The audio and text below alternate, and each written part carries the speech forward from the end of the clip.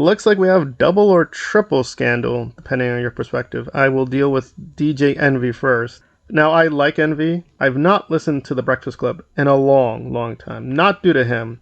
I just find Charlemagne really unbearable. He drags most of the show down. He occasionally does good interviews, but he's very hard to endure. However, Envy I've always liked, and he seems like a very good person.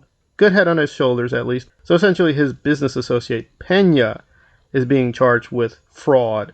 Now, to be fair, it doesn't seem like he's legally connected to the fraud. However, he did put his name forward. He did put his reputation on the line. And he's trying to backtrack, saying, well, people make their own decisions. I'm just trying to help this person. He's a friend, but I wasn't technically involved in these business deals. However, Pena did use his name frequently in his seminars to basically defraud people of millions of dollars, and now he's been arrested. He's now out on bail, so it looks really bad, and apparently the rumor is he's going to be replaced at the Breakfast Club. Do we feel sorry for him? Well, according to him, he lost his own money, and that may be true, but again, I'm sure he has enough wealth saved up that even if he did also suffer from fraud, it's not too bad. So it's a little mixed. We have to wait for more information, but it's a little silly to say, well, legally he didn't commit fraud. Well, no, but he did allow his reputation to be used freely, and apparently he promoted Pena on The Breakfast Club, so it's a little shifty to say he's not responsible. Maybe not legally responsible, but he will be judged, and unfortunately that's harsh, but again, you have to remember The Breakfast Club mocks celebrities when they get into trouble, so fair is fair. If you're going to mock other people for getting into trouble, now you're going to get mocked. And Amber Heard's Fire project has finally come to us, and it's receiving, at best, a very mixed reception from the fans and critics. It's gotten a very low score on Rotten Tomato, 17%, and the fans are not much better. It's 29% at this point, and the reviews are very, very polarizing. Some saying it's her best performance. They give it a 5 out of 5,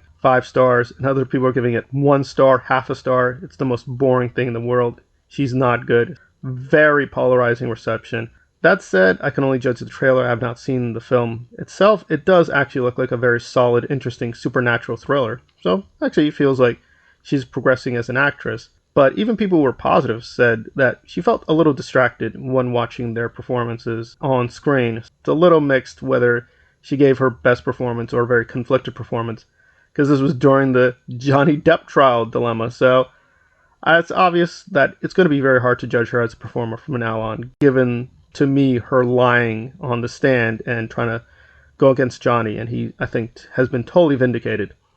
And of course, some reviews went into that saying they think there's a sexual or sexist bias going on. Well, maybe, maybe not, but again, by becoming a public figure, you're put in that dilemma that some of your public actions will be reflected in your performance. So, I have not seen the film, so I'm going to give it a chance, but I think for what it meant to be, it did get eyes on the project. But is this her salvation?